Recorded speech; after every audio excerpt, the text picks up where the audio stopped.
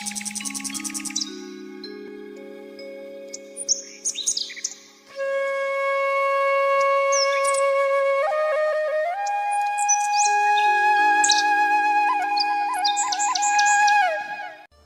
भूप ऋषि ही सुत बहुविधि देई आशीष।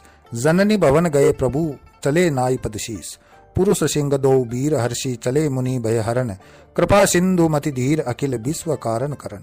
जय श्री राम मित्रों, कलयुग के समस्त पापों का विनाश करने वाली श्री रामायण कथा के प्रथम सोपान बालकांड का यह 8वां एपिसोड प्रस्तुत है। मित्रों, गुरु विश्वामित्र के साथ राम लक्ष्मण कुछ इस प्रकार वन मार्ग पर चले जा रहे थे जैसे दो सिंह पुरुष रूप में चले जा रहे हों। उनकी अवस्था अवश्य किशोर थी, परंतु देह यष्टि से दोनों भाई बलिष्ठ योद्धा नजर आ रहे थे। वनवासी इन सुंदर छवियों को देखकर सम्मोहित हो रहे थे और साथ ही इस विचार से भी प्रसन्न हो रहे थे कि महर्षि के साथ आए दोनों क्षत्रिय कुमार उन्हें राक्षसों के अत्याचारों से मुक्ति दिलाने आए हैं। कैसा अनुपम रूप है दोनों का। कहाँ भयानक मुखों वाले निर्दयी राक्षस और कहाँ वे सुकुमार जो राम की प्रभुता ही नहीं जानते, वे संदेहग्रस्त है, और जो जानते हैं वे आनंद में डूबे हुए हैं।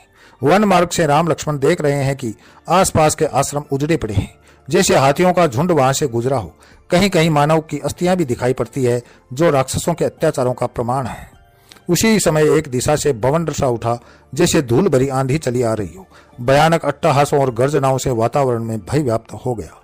महर्षि ने बताया कि यह राक्षसी ताड़का है, जो अपने दल के साथ मुनियों को भय देने निकली है। राम ने अपने नरावतार के उद्देश्य का शुभारंभ यहीं से करने का निर्णय कर लिया और अपना धनुष कंधे से उतारकर हाथों में ले लिया। अनुज लक्ष्मण ने भी राम का अनुसरण किया। महर्षि को अपने पीछे सुरक्षित कर अब दोनों रघुवंशी राक्षसों के विनाश के प्रथम अभियान हेतु तैयार थे। राक्षसी ताड़का भयानक गर्जना करती हुई समीप आ गई थी। कैसा भयंकर रूप था। साधारण हृदय का व्यक्ति देख ले तो हृदयाघात से ही प्राण त्याग दे। उसने अपने सामने दो सुकुमारों को आहार के रूप में देखा तो अपनी लंबी जीविया लपलपाई और दांत किटकिटाए। ऐसा नरम मांस बहुत समय पश्चात दिखाई दिया था। राक्षस दल भी ललचा रहा था, परंतु इतना मांस तो ताड़का को ही पर्याप्त न होगा। पीछे खड़े मुनि की एक आध बोटी मिल बांटकर खा लेंगे, परंतु ये मन के ही लड्डू तो थे। अभी उन्होंने उन सुकुमारों के बाणों की तीक्ष्णता कहाँ देखी थी। लक्ष्मण ने राक्षस दल पर अपने काल समान बाण चलाए और राम ने ताड़का के सामने मोर्चा संभाल लिया। ताड़का अपने बड़े बड़े दांतों वाले विकराल मुख को खोलकर भयानक रूप से राम की ओर झपटी तो राम ने उसके मुख को इतने बाणों से भर दिया कि उसे सांस लेना दुभर हो गया और वह पृथ्वी पर गिरकर तड़पने लगी। कुछ ही देर में उसके प्राण पखेरु उड़ गए। ताड़का के पृथ्वी पर गिरने से कितने ही राक्षस उसके विशालकाय शरीर के नीचे दबकर मर गए। बहुत से लक्ष्मण ने मार गिराए और अब दोनों भाइयों ने शेष बचे राक्षसों को घेर घेर कर नरक यात्रा पर भेजना आरंभ किया। कुछ भाग्यशाली थे जो वहां से प्राण बचाकर भाग गए।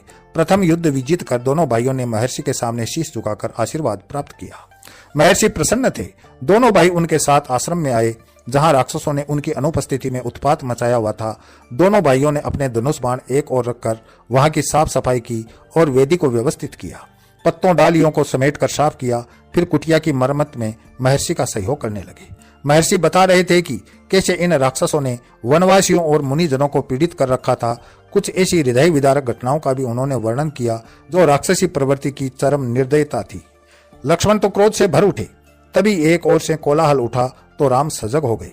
अवश्य ही ताड़का वध की सूचना मारीच व सुबाहु को मिल गई थी और वे उस गीदड़ की भांति चले आ रहे थे जिसकी मृत्यु आती है तो वह गांव की ओर भागता है।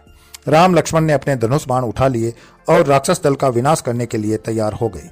कुशल रणयोद्धा की भांति उन्होंने व्यूह बना लिया था।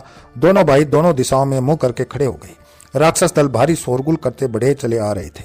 मारीच बड़ा विकराल और क्रूर लग रहा था। ताड़का को मारने वाले को सामने देखकर वह क्रोध से भर गया। वह जैसे एक ही वार में राम के प्राण हर लेना चाहता था। अतः अपना विशाल फरसा लेकर वह उनकी ओर दौड़ा। राम ने बिना फल वाले बाण का संधान किया और मारीच को लक्ष्य करके चला दिया। तेज हवा में जैसे कोई सूखा पत्ता उड़ जाता है, उसी प्रकार मारीच भी उस बाण के वेग से उड़ गया और कुछ ही क्षण में आंखों से ओझल हो गया। लक्ष्मण काल बनकर राक्षसों का वध कर रहे थे। उनके धनुष से बाण कब छूटता, कब वे दूसरा बाण संधान करते और कब छोड़ देते, पता न चल पा रहा था। राम ने सुबाहु को एक तीक्ष्ण कालशिरा के भयंकर प्रहार से उसकी गर्दन के आर पार छिद्र कर दिया था, जिससे रक्त की धारा बहने लगी। सुबाहु के नेत्र खड़े खड़े ही पथराने लगे थे और कुछ ही क्षणों में वह निर्जीव होकर कटे वृक्ष की भांति भूमि पर गिर पड़ा तो राक्षसों में भगदड़ मच गई। वे प्राण बचाकर भागने लगे, परंतु उन्हें आज स्वयं काल ने घेर लिया था। आखेट करते समय जिस प्रकार प्राण बचाकर भागते मृगों को व्याघ्रकाल कवलित कर लेता है, उसी प्रकार राम लक्ष्मण ने उस वन के अंतिम राक्षस तक वह युद्ध रूपी आखेट किया और वन खंड को राक्षस विहीन करते हुए वनवासियों को निर्भय कर दिया। मुनि विश्वामित्र हर्ष से भर उठे। अब उनके और अन्य मुनियों के यज्ञ हवनों की सभी बाधाएं समाप्त हो गई थी। रघुवीर की कृपा से वन खंड भय मुक्त हो गया था। पुनः आश्रमों में रौनक लौट आई थी। वन से पलायन कर चुके वनवासी परिवार लौटने लगे। विश्वामित्र के आश्रम पर अपने मुक्तिदाता श्री राम और उनके अनुज लक्ष्मण को देखने वनवासी और मुनिजन चले आ रहे थे। वनवासी राम लक्ष्मण को क्षत्रिय योद्धा मानकर उनके शौर्य का गुणगान कर रहे थे, तो मुनिजन ज्ञानी उनकी प्रभुता की स्तुति कर नमन कर रहे थे। जैसी दृष्टि वैसी सृष्टि यहाँ चरितार्थ हो रही थी। मुनि विश्वामित्र का आश्रम अब पर्व स्थान बन गया। धर्म चर्चाएं होने लगी। हरि कथा सुनाते सुनाते विश्वामित्र के कितने ही दिन इसी आनंद में बीत गए। इसी के साथ मैं अपनी वाणी को विराम देता हूँ। अगले वीडियो में फिर मिलते हैं। तब तक के लिए जय श्री राम।